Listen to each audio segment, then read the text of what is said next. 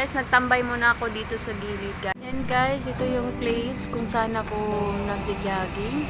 Yan guys. Yan, mainit na siya. Yan yung place guys kung saan ako nagja-jogging.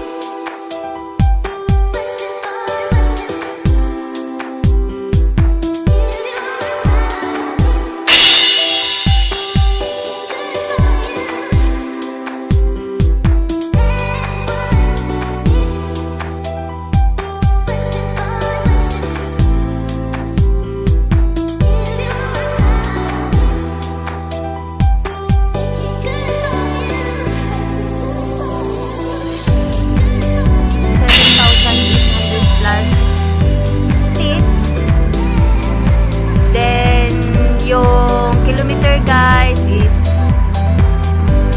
5.2 kilometers for 1 hour and 9 minutes kasi nag-start ako guys ng 5:57 AM tapos nag-stop ako guys ng 7 o'clock and 6 minutes. So yun guys, 1 hour and 9 minutes guys na nirarun ko yan.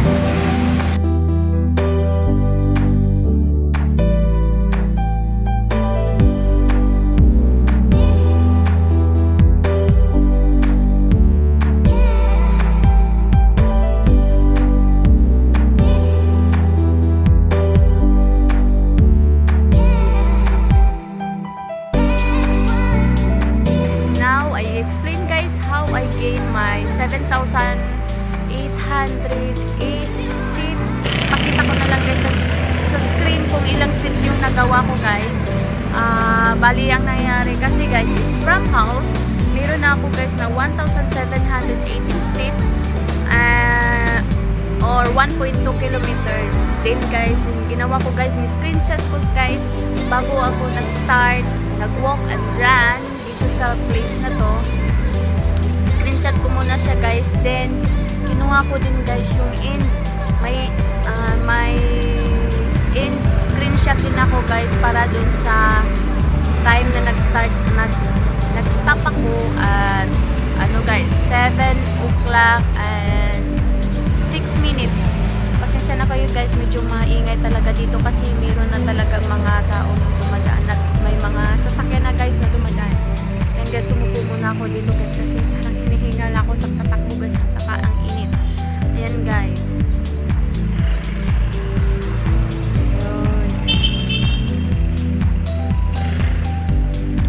Ito lang yung normal route, ito lang yung lagi kong ginagawang routine guys. Okay guys, in my steps trackers guys is 1,718, 1.2 kilometers from home. Now guys, start ko na yung dito sa place. Let's count the steps guys, kung ilang steps yung magagawa ko for 1